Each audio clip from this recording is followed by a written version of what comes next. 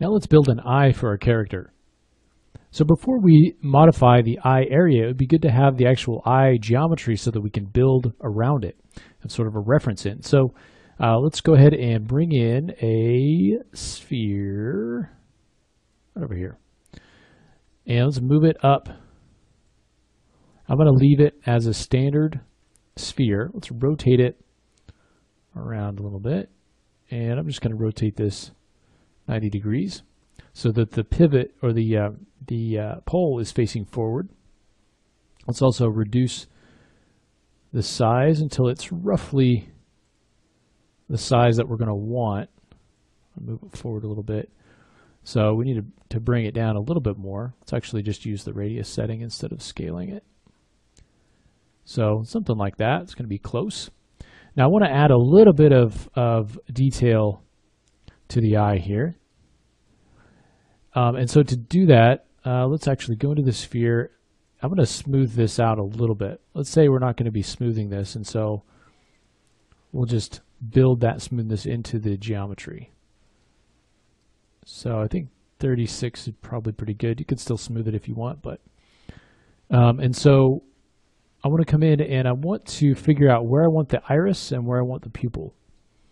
So I think if we just use this as the iris and this is the pupil, it should work. So let's go in and I'm just going to select these polygons here. And to do that, I have to make it editable first. Come in and I'm just going to pull this in just like that. Okay, I can also scale it to kind of flatten it out.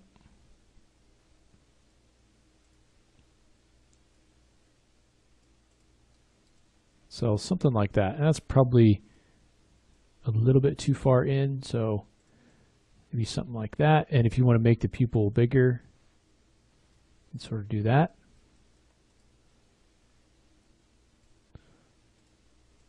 Let's see how that looks. Let's turn off our shading.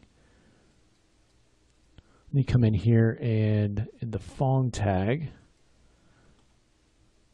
just set that to a lower angle there. And so that just allows us to see those hard edges.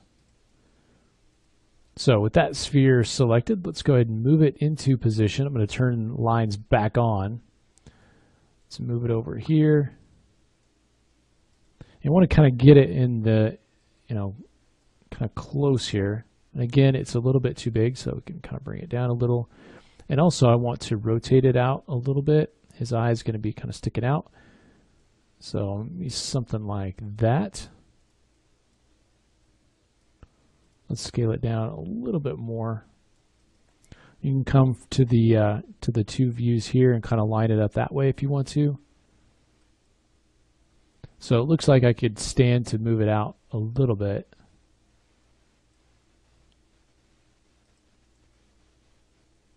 Okay, so something like that. You can see it doesn't match up perfectly, but now we have something in there where we can start to move around our head geometry to match up with the eye. So let's do that. Let's come in the next lesson and begin to modify the eye sockets based on our new eye geometry.